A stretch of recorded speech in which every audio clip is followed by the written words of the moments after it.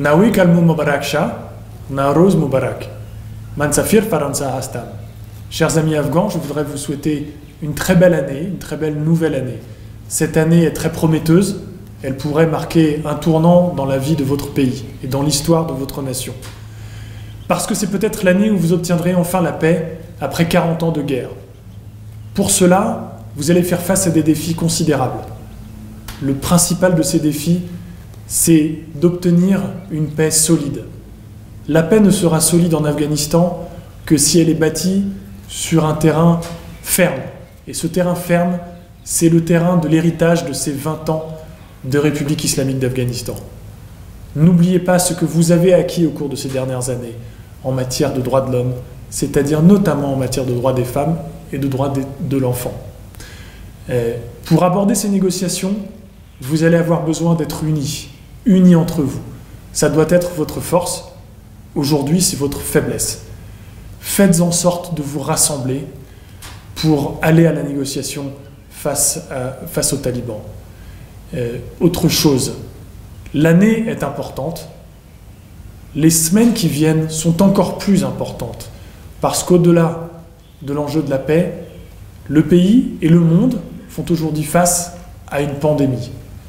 Cette pandémie a affecté notamment deux des voisins de l'Afghanistan, la Chine et l'Iran, qui sont en train de traverser des situations absolument dramatiques. Il n'y a aucune raison de penser que l'Afghanistan pourrait être épargné. La France n'a pas été épargnée, l'Italie, le Royaume-Uni, les États-Unis. La grande majorité des pays au monde sont frappés par cette pandémie.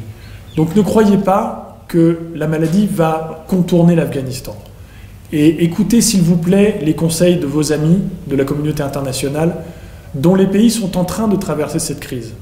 Respectez quelques recommandations simples. Évitez de vous déplacer en ville ou à travers le pays. Ne vous regroupez pas en grand nombre, parce que c'est comme ça que se transmet la maladie. Restez en petits groupes, restez en famille étroite. Je sais que c'est une période difficile pour cela, parce que les fêtes de Nowruz sont des fêtes familiales, sont une fête familiale, où vous avez envie de vous retrouver entre vous. Pas cette année. Faites en sorte de vous retrouver en tout petit nombre. Protégez votre bouche, protégez vos mains. Faites des stocks de nourriture pour tenir les semaines qui viennent. Et dans la mesure du possible, restez chez vous. C'est la seule manière d'éviter une catastrophe sanitaire, en Afghanistan comme dans tous les pays au monde. Je vous souhaite malgré tout de belles fêtes de Nowruz et avec beaucoup de discipline. Dans quelques semaines, cet épisode sera derrière nous et nous pourrons tous reprendre une vie normale.